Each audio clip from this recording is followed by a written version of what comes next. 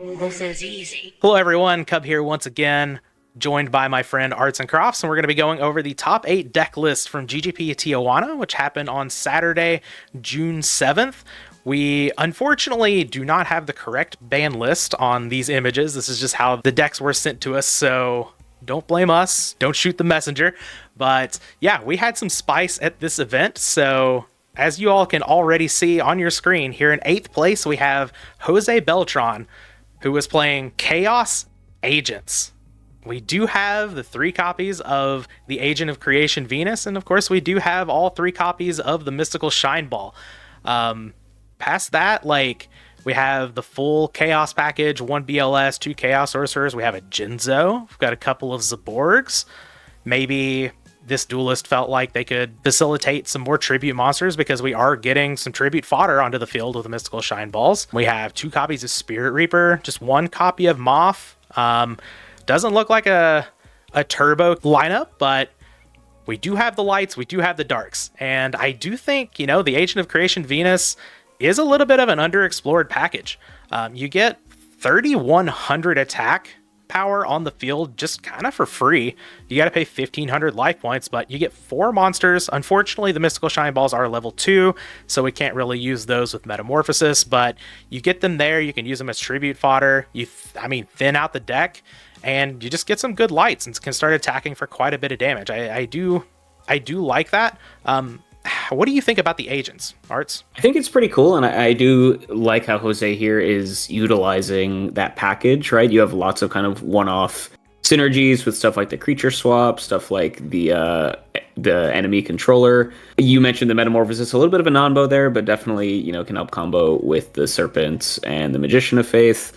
The Tsukuyomi is interesting with only the Magician of Faith, I think, in the 55 as like an actual flip monster as a target, but Tsuk obviously has other uses outside of that. You can combo it as well if you want some more creature swap fodder. Like you mentioned, lots of neat Monarch-esque tribute plays available with this list, especially with stuff like the Brain Control and the Enemy Controller like we talked about.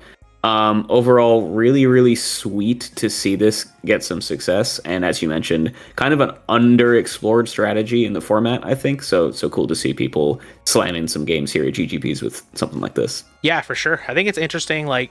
We see the 1 creature swap here. Obviously really good with the Shine Balls, good with Sangan, good with the Serpent. But we don't see any copies of Scapegoat. The Metamorphosis that you pointed out, a little bit of a non-bow with the Mystical Shine Balls. That's true. Though it is really good with Brain Control, so I wonder if that played a little bit into that decision. Enemy Controller is a fan that I've just always been a huge fan of ever since I played it in Catburn. And then I guess the other interesting inclusion in the main deck here is just 1 copy of Nobleman of Crossout. It's like we have all of these removal, and we're like, well, let's do 2 copies of Brain Control, 1 creature swap, 1 meta, 1 enemy controller, 1 knock, just to have I guess a full toolbox of removal. It's kind of interesting to see that. Also interesting, Premature Burial in the main, but no Call of the Haunted in a deck with Jinzo and tribute monsters and stuff. I guess there's a little bit of a non-bow there with Royal Decree, but just goes towards what you're saying. Just kind of a smorgasbord of one-off cards to keep the opponent on their toes, which is cool to see. And getting into the side, we actually have a warrior package here. We've got a couple copies of Rhoda to go along with a Cliff and Exile Force, a couple copies of Blade Knight. We have 2 copies of Zombra as well that go along with a nice spicy deck devastation virus over here on the right. Love to see that. And we also have, of course, 2 copies of Kaiku and a card that opponents probably wouldn't expect to see in this deck given the Shine Balls and the Metamorphosis and some of the other things going on here. 2 copies of King Tiger. Yeah, I have to imagine that when they go for this, they're just taking out all the Venuses, taking out all the Shine Balls, probably taking out the control cards like Metamorphosis and Creature Swap and things like that, and just really trying to keep the opponent, if the main deck wasn't weird enough to keep the opponents on their toes, we could just side into a completely different deck as well and completely juke whatever side deck strat the opponent is going for. So I like the theory behind this list where we're just kind of throwing all sorts of stuff at the opponent and seeing if they're prepared for it or not. Right. Yeah, normally whenever you think of smokescreen strategies, you think of like a combo deck going into an aggro deck, or like Panda Burn siding into Earth, just like a completely different strategy.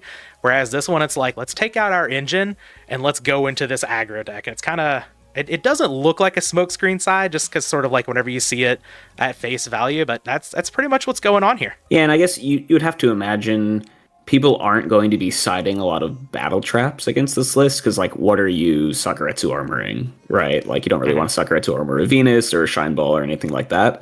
So it does, if they're not expecting the smoke into Warrior, they're probably not going to have a good anti-aggro sort of configuration against you, so you can get some value there. Yeah, a nice little sweet deck list to start off our top 8 here. You always love to see it. In 7th place here, we have Emmanuel Masson. We are going from Spice to Turbo. We have a little bit of an interesting monster lineup here. We do have the 20 monsters, but instead of playing Night Assailants, we have DD Warrior Lady and Magician of Faith, the 3rd copy of Magician of Faith. For the spells, we had no card destruction here. For the traps, we've got the double Jar of Greeds. We have triple Solemn Judgment in the main, something I haven't seen in Turbo in a long time. We have 1 copy of Torrential Tribute. We have the 2 Raigeki breaks. What do we make of this? This is a pretty interesting Turbo list, right? Yeah, definitely interesting. I think no card D in the 55 makes sense if you're not playing the Night Assailants. That's kind of one of the big enablers of the card. And what swapping out Night Assailant for something like DD Warrior Lady does is it gives you a little bit more of an aggressive bent to the deck, which I think the triple Solemn Judgment does kind of support in a way, right? If you're the aggressor, the life point loss doesn't matter as much from the Solemn. So if you're beating down, you can kind of use the card a little bit more safely. Now, does replacing the Night Assailants with DD Warrior Lady do enough to make you aggressive enough to make the triple Solemn worth it? That's something I'm not super sure about, but it is something that we have seen in Turbo decks of yore, and definitely can be the right call in certain circumstances. Yeah, I know some of the top Turbo players had been talking about DD Warrior Lady in the deck with the rise of Warriors, so that's not anything unheard of. We've just got, some interesting inclusions here. Looking at the side, it's a little backwards from what I'm used to looking at, but we'll start from the right. We've got a couple of Zombras to go with a couple of Kinetic Soldiers. We've got 2 copies of Kaiku. We've got 1 and 2 copies of Dust Tornado here. 3 copies of Sakuretsu Armor, double Walk, double Mind Control. Nothing too spicy here other than, maybe the 2nd copy of Dust Tornado over the 3rd Discard Trap. Yeah, personally, I would be a fan of the 3rd Discard Trap over the 2nd copy of Dust Tornado. But it's pretty marginal, I think, especially if you're just bringing it in for like burn and things like that. I think a bunch of beaters here definitely synergizes with the triple Solemn main, right? If you have them to protect your Kaikus and things like that, definitely some solid synergy there. Sure. Moving on to 6th place, we have another Turbo deck, this piloted by Andre Patino. Getting right into it for the monster lineup, we do see the Night Assailants make their returns. Pretty standard 20 monsters here for Turbo. We start to get a little bit spicy whenever we get to the spells. We do have 2 copies of Mind Control in the main, something that we haven't been seeing a ton of here, at least in the list that we've looked at recently. For the traps, we do have 2 Raigeki Break, we do have the Torrential in the main, 3 full copies of Trap Dust Shoot, and 2 copies of Jar of Greed. And looking at the side, we have 2 copies of Mobius. I know this is a contentious card with the Chaos Turbo players. We've got 1 Zambara, 1 Kaiku. We have a 2nd copy of Tsukuyomi here, and we have 1 copy of Des Wombat for the Burn players. We have Swords of Revealing Light, which is a card that I don't think I've... But we still see it from time to time in the Chaos Turbo list, maybe just less so than we used to. We have the Card Destruction in the side here. We've got a Book of Moon. We have the 3rd copy of Raigeki Break, 3 copies of Sakuretsu, a Dust Tornado, and then we have the spicy Anti-Spell Fragrance. What do we make of this, Arts? Yeah, so main deck, obviously very, very teched for the mirror matchup with the double Minecon main plus the triple Trap Dust Shoot. They hedge back into like an open field with the Torrential Tribute main, which has kind of fallen out of favor, but can make sense if you're really trying to over-index into the Turbo Mirror a little bit too much. Now, the side deck, yeah, like you mentioned, that's where the spice is at. I guess the anti-spell here is kind of a way to enable your Mobiuses, right? Because if your opponent has to be setting stuff... then they're going to be in the way of the Mobius, is the idea. Now, I can see some issues arising with just the lack of tribute fodder. I mean, you do have the Gravekeeper Spies, the Koichis can sometimes be sticky, and you have the Sinister Serpent. But I do think that's an interesting synergy there with the Mobius and the Anti-Spell Fragrance that a lot of people won't, really expect. Second, Tsukuyomi. Interesting. You don't really see a lot of turbo players do that just because it's not a very good card in multiples. But if you're expecting, extra control players or something like that, could be a good choice. And then the Death Wombat I think is really cute. Not exactly the standard anti-burn card that you see. Notably, they're playing Wombat over any copies of Mystic Walk, which you don't normally see. But always good to keep your opponents on their toes. So could get some value there. Yeah, I'm a big fan of the Wombatu. All right, and coming in 5th place, we have another turbo deck piloted by Daniel Ledesma. Looking at this, pretty standard 20 monster lineup. I believe it's the exact same as the last deck list that we went over. The spell lineup, looking pretty standard. No card destruction here once again. We do have a copy of Book of Moon, though. For the traps, we've got 2 copies of Raigeki Break, the Torrentials here in the main, 2 Jar of Greeds. We're back down to 1 Trap Dust Shoot, which I know is something that we've been seeing a little bit recently. And then we have 1 Sakuretsu Armor in the main. Shout out to Grumpelstiltskin for that. Looking at the side, we've got 2 copies of Kaiku the Ghost Destroyer. We have a King Tiger, something we don't see in Turbo too often. We have the Kinetic Soldier, a couple of Walks, a couple of Sakus. We see the Mobius again in this list. A couple of Dust Tornadoes, a couple of Mind Controls on the side, and then we have the 2nd and 3rd copy of Trap Dust Shoot. Not too much different with this list. Like we see the Saku, it's mostly the side where we get a little bit of spice again. Yeah, I think contrary to last list that was very anti-turbo in the main, this is definitely teched a little bit more for the aggro matchups with the main deck Saku, and even the main deck Book.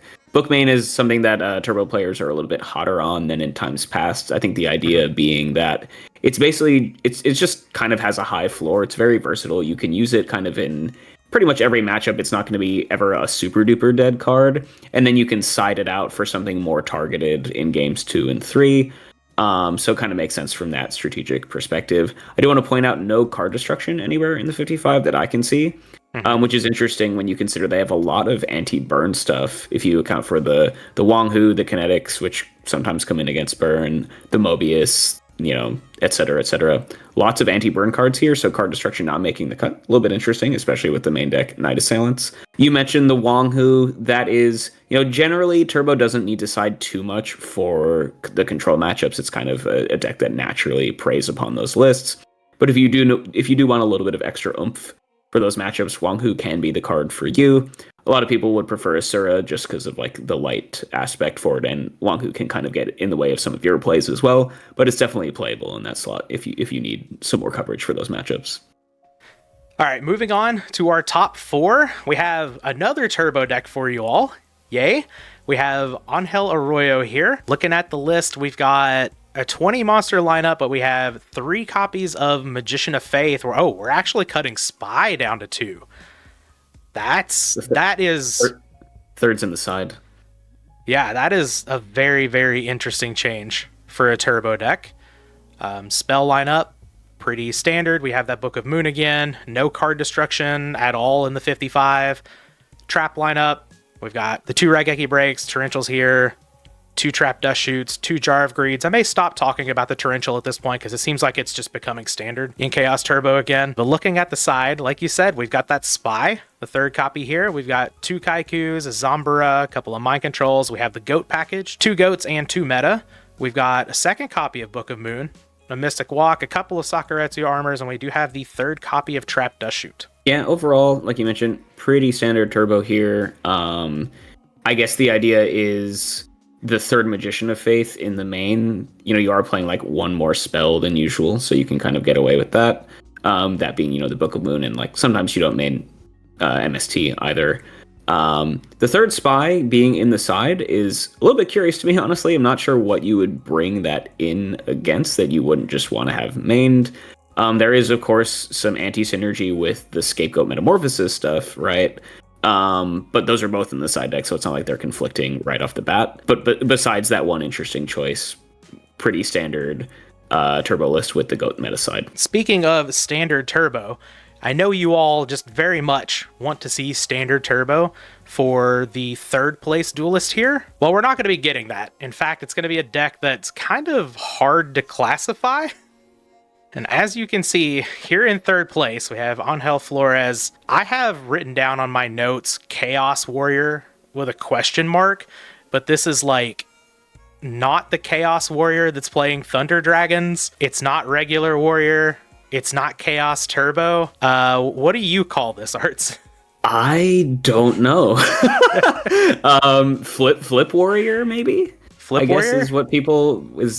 I guess that's what people might call this, right? Because like I feel like Chaos implies Thunder Dragon and some copies of Sork generally, which this doesn't have, where it's more so just like a standard warrior monster lineup with the good flips, I guess. No Rotas though, right? Am I reading that correctly? Yeah, not a single copy of Rota. So can we call it a warrior list?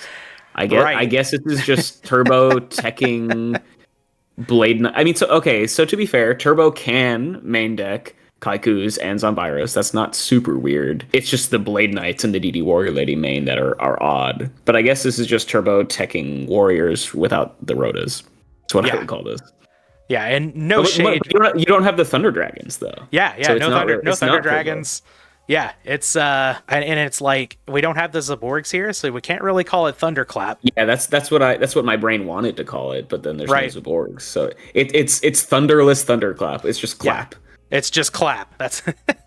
That's what we're gonna call the deck. And not throwing any shade at the deck by any means. It's just it's interesting when one of these lists comes up like this, and you've got elements from like 3 different decks, and it doesn't quite fit any of the definitions of like one single deck.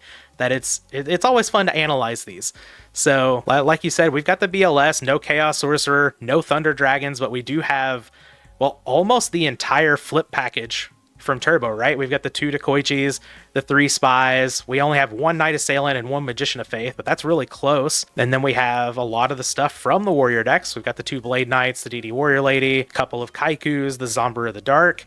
It's just a very interesting monster lineup here. Looking at the spells, I mean, we've just got the good stuff. Like you said, no copies of Rhoda here, which is a little bit interesting. I guess we don't have an Exiled Force. We don't have a level 2 or anything like that, so we're not super toolboxing to like demand the Rhodas to be in the deck. For the traps, we do have 1 copy of Raigeki Break, which, not typically seen in the Warrior decks, but we don't have the Thunder Dragons to go with it. We've kind of just got the Serpent and the Knight Assailant. We have actually quite a few traps with no Solemn Judgment.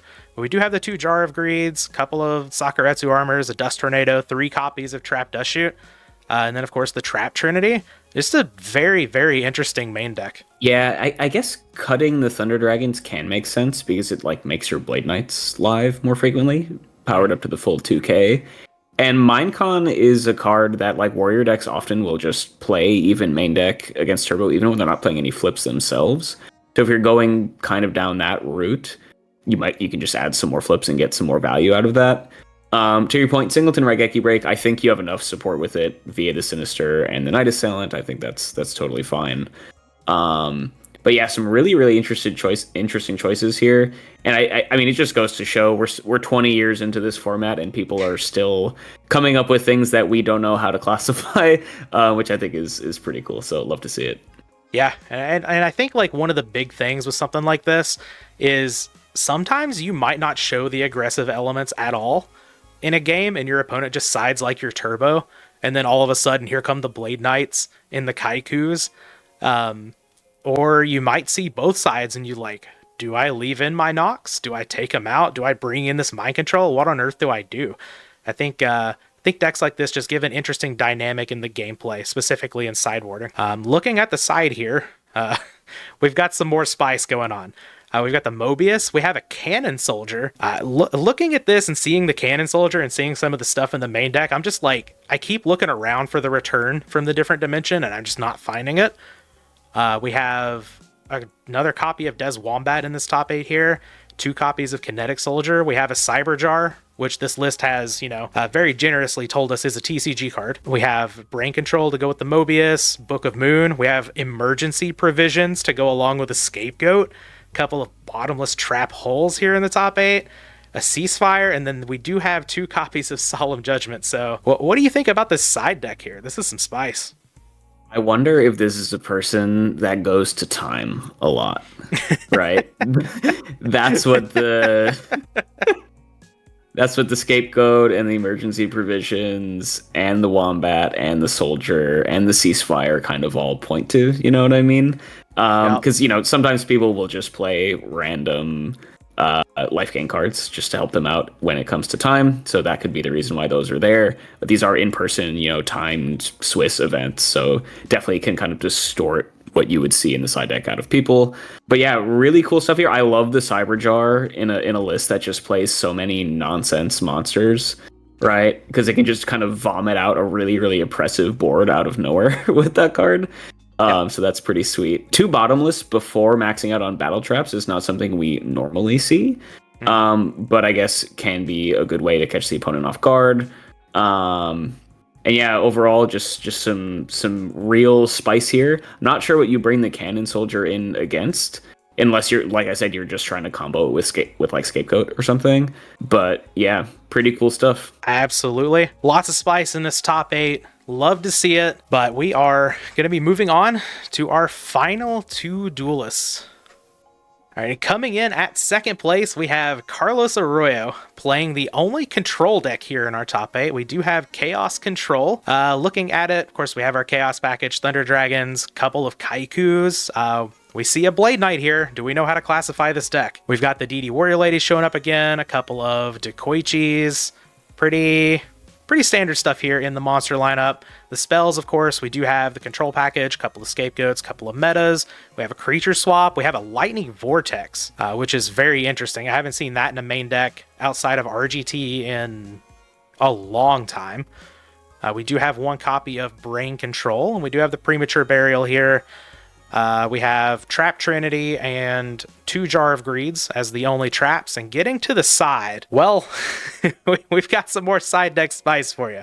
We've got Jinzo and Spell Canceller to go along with 3 copies of Anti-Spell Fragrance.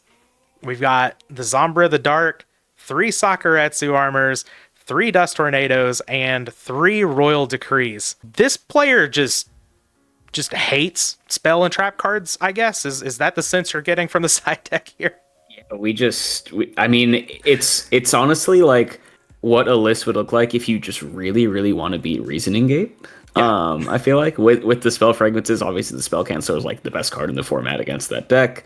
But even like, scapegoats in the main are quite good against Reasoning Gate, things like that. Not sure if that was like a meta call or just a deck that or a matchup that this player struggles with, but definitely, that kind of seems to be what the vibe is here. Lightning Vortex in the main, like you mentioned, a little bit interesting. I guess it kind of combos with the Blade Knight because it gets cards out of your hand, question mark.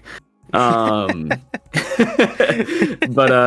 yeah, overall, like you said, outside of the Blade Knight, relatively standard Chaos Control. It is a little bit more on the aggressive side, which is, I guess, why we're playing like the anti-spell fragrances and things like that.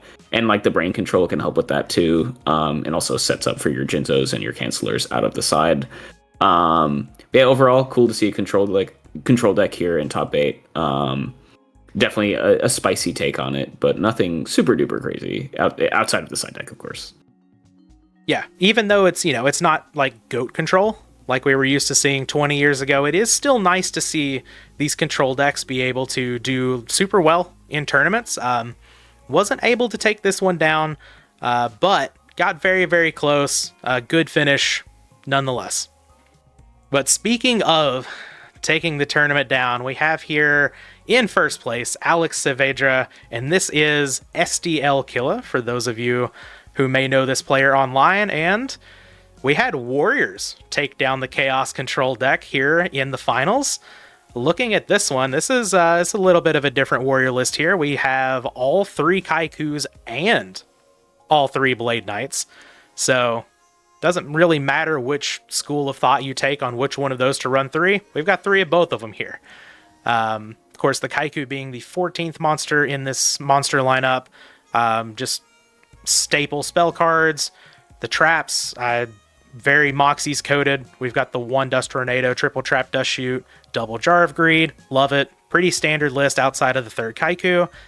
For the side, we have Mobius. We have the second copy of Ninja Grandmaster Sasuke. I don't hate that at all.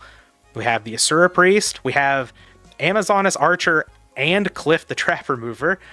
We have all 3 copies of Gravekeeper's Spy and a Kinetic Soldier. We have 2 copies of Smash and Ground, the 3rd copy of Sakuretsu Armor, 2nd copy of Dust Tornado, and then I spy a couple of Royal Decrees here to finish out the side. Well, what are we thinking about this one? As you were talking, I was trying to like figure out what you take out when you bring in the decree package, because obviously you're gonna have to take out most of your traps to support that, I feel like. So would love to hear from STL exactly what that configuration kind of looks like and when you bring in those decrees. Obviously very, very powerful card when your opponent isn't expecting it, but not standard in Warrior at all. But definitely got him the dub here. In terms of the rest of the list, definitely looks like pretty standard Warriors. Yeah, kind of funny, like you're talking about, seem to just not be interested in making decisions about like typical Warrior calls, like do you play the 3rd Kaiku over the 3rd Blade Knight? Do you play Archer over Cliff? Let's just play everything, right? But yeah, obviously very solid list here. For the most part, pretty standard Warrior. Second Ninja Grandmaster is not something you see every day, but is relatively common, I think. And, you know, the deck just as a whole very much struggles against Gravekeeper Spy, specifically in the Turbo matchup. So any more outs to that are always going to be appreciated. Absolutely. This looks like a Warrior list that I would put together. I'm a big fan of this, but yeah, like you said, I would love to know when we are bringing in these decrees, because like intuition tells me like you want the decrees in the mirror, but you also have this Sakuretsu and this Dust Tornado that you want to side in, and you like all of your traps there. So yeah, it'd be interesting to see what SDL Killer would have to say about these Royal Decrees. But I think it's a bit of an underrated, underexplored tech in Warriors. I think it could definitely see some sort of play somehow. Yeah, I guess if you're taking out all your dust shoots, you're taking out your jog since you're playing Decree. You're bringing in the Triple Spy, bringing in Mobius, bringing in the Kinetic, bringing in the Smashing Grounds. Maybe that's enough to cut enough traps to make Decree worthwhile. Yeah, very well could be. But that is going to be our top 8 decklist video for GGP Tijuana. Once again, congratulations to Alex Saavedra, STL Killer, for taking down the event. This is his 2nd invite to the Go Format World Championship this season. Took down PWCQ number 72. So congratulations all around. Nice to see some spice-filled deck lists here for this top 8. Arts and Crofts, you have anything else to say before we sign off? Yeah, as always, GG's to all the duelists. GG to SDL for getting that 2nd Worlds invite. Excited to see him play in the World Championship later on this year. And yeah, good stuff. GG's to everyone. All right, we will be back with the next one.